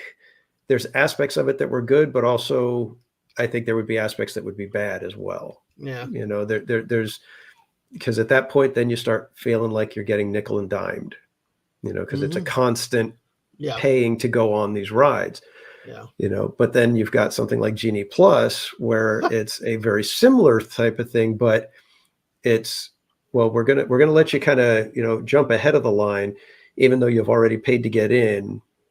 We're going to charge you a little bit more. It's just this weird situation that they've got right now. And unfortunately, I think it's literally the dollar signs are the only thing driving it. And that's the sad part, is because of that, we may never get rid of it. It may never go away at this point. Yeah. And Exactly. I think there is a good case for theme parks to look at what Disney's doing and say, you know what, we got to make sure we don't do that. Yeah. And let me say hello to Trish. Hey, Trish, Blessed Hey, Game. Trish. Good to see you. I see you all the time over as a mod there for Theme Park Casual. Good to see you Yeah. tonight. So, oh my gosh, Mrs. Mrs. Throughout, she's got us both beat at 60 this year, and then Manny's got us all beat at 66. So, Yeah.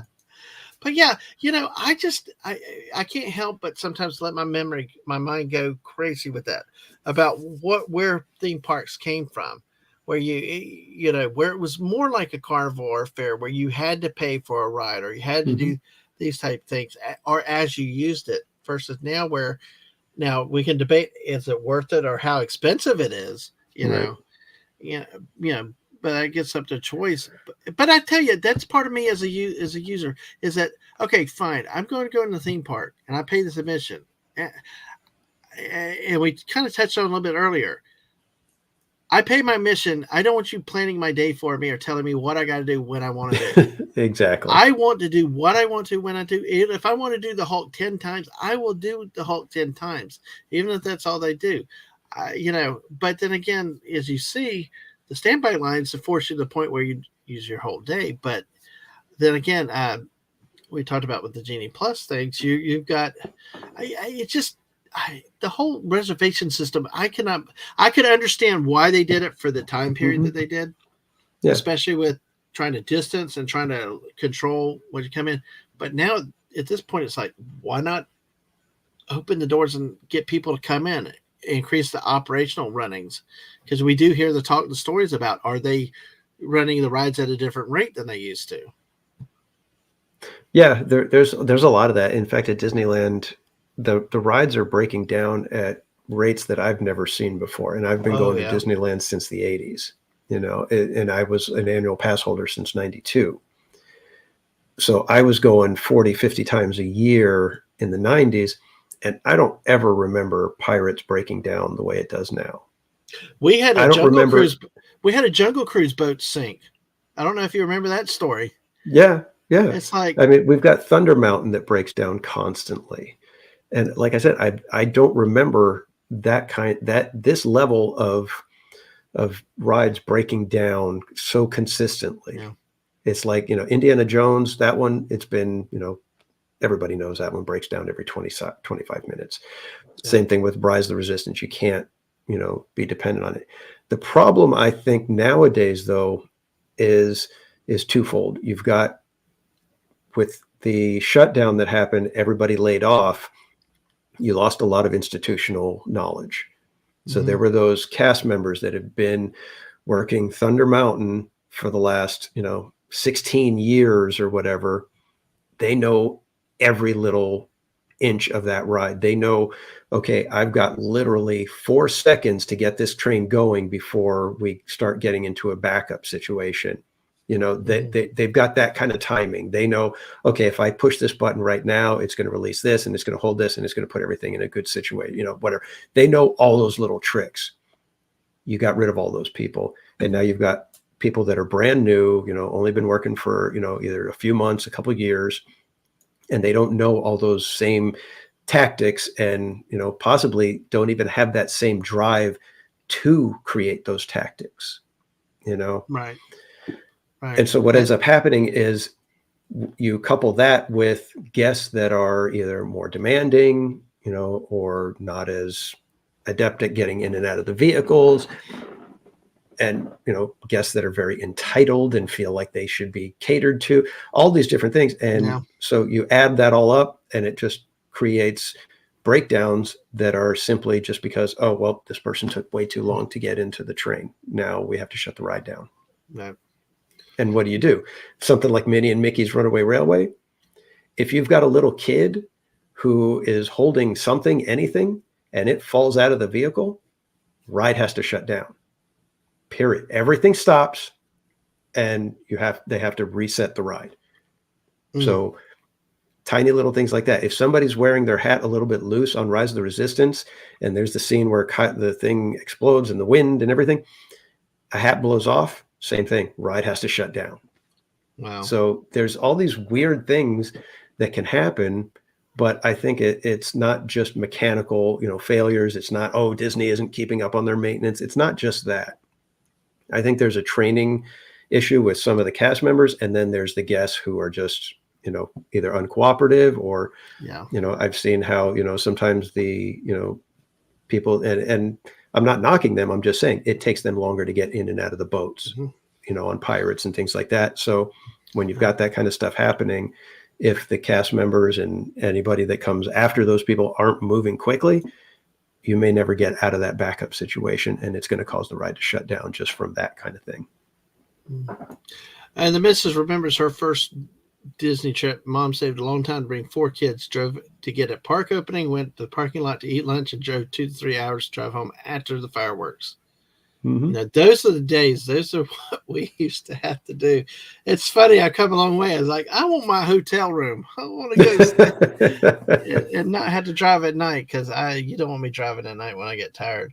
But I appreciate your time tonight. I know we're getting on the point of 2 hours, but one last thing I want to ask you about yourself. Yeah. You have a very iconic image with your castle, the theme park. Oh. Okay. Why? What was the inspiration for that? And if you want to show I'll bring up you to full on you. If you want to show your hat logo, or if you got another image, there you go, folks. That's it. How did you come up with that? What was the inspiration? So we homeschooled Casual Junior his entire career. By the way. So did Mrs. for both of ours. So yes, awesome. Homeschoolers, it can be done, folks. And I tell you, it can be done. And we did Epcot too, when Epcot still could be used for teaching. Yep. But that's another issue. But yes, sorry, go ahead about the image. Yeah. So there was one of the organizations out here in California that we were part of was the Christian Home Educators Association. And a couple of years they did their annual convention at Disneyland. And the first year they did it, they were selling T-shirts. And I was like, oh, I could do a really cool Disney, style, give it the Disney flair. So I did a quick T-shirt design for them with this castle design. And when I showed it to them, they said, oh, we already have the shirt designed by somebody else. Somebody else did the shirt. And so I said, okay, no harm, no foul. They already had a shirt design. So I just put the design, in my files, and that was that. And when I came up with Theme Park Casual, I was like, you know what? I always liked that castle design I did. So I pulled it out, and it became Theme Park Casual as we know it. All right. I love that. I love and especially getting the decals and the other stamps as members. It's like, oh, that's nice. And you keep tweaking it. It's really, really good stuff. Yeah, I've had fun. In fact, I sent you on Twitter, if you want to put it up, the Theme Park Casualty logo. That one has been very well received by my viewers. Okay. Well, while I try to work on that, tell us what's going on with you. What's up these days? What you have planning coming up? I am going to be in the parks still, hopefully at least once a week. I'll be there Thursday night right now. I'll be there day after Valentine's. I'll be there in the evening with my friend Bob, Berry Place 28, and another one of our friends, Cordy in California. We'll be going through California Adventure for the final last couple of days of the Lunar New Year Food Festival. I'm sorry. I'm just laughing at this. Oh my gosh. I think I can show this with that. I don't. I'm sorry that I laughed at that. This is just incredible. Oh no, I know. When it came about, I was dying. I was like, folks, this is so I'll perfect. Let you finish with that, but it's like, oh my gosh. Yeah, so I'll be at the parks. I'm hoping to get to the Peanuts celebration over at Knott's, not this weekend, but probably next weekend to get it for the final weekend. I keep coming up with more questions. It's interesting the IPs in different parks, like Knott's has Peanuts and stuff like that. Is that how I guess is it associated with them, or I guess they buy the rights, or they bought the rights from Charles Schulz way back in the 80s, and part of how they basically were able to get the rights was they told him they were going to create Camp Snoopy and have a Oh, place cool. for his characters to actually live and breathe and walk around. And so he was like, that's awesome. And I believe they also at that time offered a Snoopy ice show and offered for Charles Schulz's daughter to be the director of the show. And that was part of it. That's so awesome. And the missus loves it. Yes, exactly. That is so cool. Yeah. So how we came up with this was somebody on another stream said something about a casualty, and me and Casual Junior look at each other and we both went theme park casualty. That is and nice. So now whenever a ride breaks down or, something goes wrong, no fireworks because of the wind or something like that, the graphic comes up and it's a theme park casualty. Oh, that's so awesome. Well, folks, Mrs., if you could put theme parks email YouTube link back in there, I appreciate it. One more look at this wonderful dude. Everything you come out with on the graphics are just amazing, and thank you. I have fun with it. I absolutely love it. That's the beauty of it, is having fun with all this stuff, whether you're streaming or whatever you're doing. It's just trying to have fun with whether it's especially theme parks. Theme parks should be a place of fun and really and that's why we always see when bad things happen to family. It always breaks my heart as seeing when the tired kids, the grumpy kids, and you see the parents struggling there and stuff.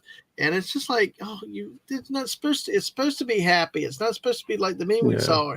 Trish also loves it. So hey, all right. So and there is Theme Park Casuals link there.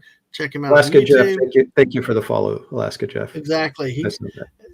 Yep. Thank you, Jeff, for that too. Thank you also, Manny and Mermaid earlier for the subscribes. We hit the 580 now. Hey, let's keep only 20 away from 660. I keep taking the number down. But let me go here with a couple things on the way out the door. As I said earlier, please make sure you hit up Mrs. Dadman's channel in the morning. Many times we even see TPC out there in the chat when he can, and other people. Today went to almost several of her last streams have been 2.5 hour streams. One almost went 3 hours. That's how off the chain of laughter today. We timed it the other day. She did not hit the first birthday till 47 minutes in the stream. Yeah, so it's like that was wow. funny. That was funny that day. So with that being said, folks, I will tell you with what's going on here. A lot this month is going to be impromptu and with the streams that I'm about to show you. Like I told you, I mentioned earlier, for new people, we do a bit of kind of different things. Tomorrow night at 9 p.m. Eastern, 6 p.m. on the West Coast, join me and the missus for a Valentine's Day special with the two of us, which who knows what'll come up. I know we're going to have some memes the missus has found. I have not seen them. I've told her not to let me see them. So we're going to have some stuff for everybody. Even if you don't, have Valentine, come hang out with us, have some fun with it. And we'll, just have a good time, laugh and celebrate the day. Just spend an evening together, have some fun with that. Really look forward to seeing y'all here with us. That tomorrow night, of course, on Thursday night, a special time. Of course, it says tonight, but I'm scrapping it. I'm in the process of updating my Sports Weekly and stuff. But on Thursday night at 9 p.m., we're going to talk about the Super Bowl from last weekend, and probably some more sports. We're looking at doing more stuff in the future coming up starting in March. But hey, join us for some Super Bowl talk. What a dramatic game! What an ending! Wow, overtime. And now see what people fail to realize. Had I had my way in my country, my wife and I used to play a game in my country for bad drivers. Bad drivers would get Yugos. See, in my country, San Francisco would have won the title. You know why? Because they scored first. I'm a purist, old school, sudden death overtime guy. Not this. Each person gets the ball, but. Yeah. That is a thing. And Manny, thank you. You are so welcome. But hopefully new people check us out with this. We try to make sports fun also. We'll go random topics and stuff, and we'll try to do stuff to make fun. There's a lot of stuff in sports. I've had Culture Casino on. We talked about the business side of college athletics, which, folks, it is changing. It is not just about what's on the field you see nowadays. You got a lot of stuff with recruiting, these name, image, likeness, paying athletes. Now there's a court case that says one college's athletes could be considered professionals, employees of a college. A lot Wow. of so there is so much dramatic changes, in the world of college sports. It's just not the same. Florida State, Georgia were two top 5 teams that were not in the playoffs. Florida State had 23 players not playing in the bowl game, got beat Yep. 63-3. It was just like so much has changed and all these issues. So we try to make sports ball fun for a lot of people. Wes Cagle, well, yeah, buddy's brother still. Uh, and that's another thing too. Yes. You know what? When they got that block extra point, I called this game San Francisco 17-16. San Francisco got made it 16-16 and that dang block extra point. That's when I wanted them to stop the game. If they'd made the extra point, I'd have had it perfect. So, and hello, Jedi Bill. Good to see you. Thanks for coming in tonight. Everybody, make sure you've hit that like button. Make sure you're still subscribed, and make sure you have. We appreciate the growth. Only 20 away from 600. Of course, Fortnite's not tonight. Of course, I need to update a couple of these graphics. But this is from our friend Stunning and Brave Megatron. Did the artwork on our Peely and our sock monkey, and it's actually Mrs. Banana Bond. Our Peely Bond was it? It's Banana Bond and Mrs. Monkey Penny. No, Monkey Penny, nice. Yes, I think Last Son of K was the one that came up with it. I don't know if Last Son of K is still with us, but hey, they came up with that. So, but Stunning did the art for this. Thank you so much. Those are random times when we do date night Fortnights. We have chill chats where I go on live, sometimes by myself or sometimes with other people, play a game, different things. These are impromptu generally. Sometimes I'll give advance notice if I decide to want to do. Also, Fortnite Fun with Dad Man and Friends generally are impromptu, but sometimes we'll schedule it ahead of time. When we do that, Late Night with Dad Man and Friends would usually go on about now type of things, but there's busy times. This is one that I want to roll out a little bit more, especially for you people on the West Coast. If they're not theme park things going on, and I'll come out, hang out. We call this our squirrel stream, where we jump tree to tree, nut to nut, and we go. One night we planned on trying to cover breakfast cereals, and it took us 3 episodes to finally get through all breakfast cereals. Jeez. And one night we figured we'd hit 20 different topics in a 3-hour show. So that's the beauty of it. So Well, I got to say, it's been fun watching you and the missus through your little YouTube career that you've got going now. I remember when you just kind of popped in over with Lorena. Right. That was where I saw you first, and you had the little monster face as your avatar. I still remember that. And then I loved it because the missus came on and she had that same one, but hers just had lipstick. This guy, yes. Well, wait. Hey, this guy. There it is. Well, it's kind of Lorena's fault in a way because, I'm sitting there watching the show and she talked about this trilogy chair and the trilogy of terror. Yeah. And I'm like, I remembered, and I could never place the show. I remember having physical nightmares as like teen. That little thing was freaky. I remember, and that was came out when I was 5. And I remember even about 5 or 6 years later having physical nightmares, like I was fighting something off. Because if you ever watch it, he's like crawling around the ground and you're like crawling on the ground like the actress was. It's but it was Lorena. Lorena talked about it. So then I made the mistake. I went and as nosy as I am, being an auditor and guy that asks questions and drives people crazy. I found it. I'm like, no, thank you. So then I went back in her chat. I went to it.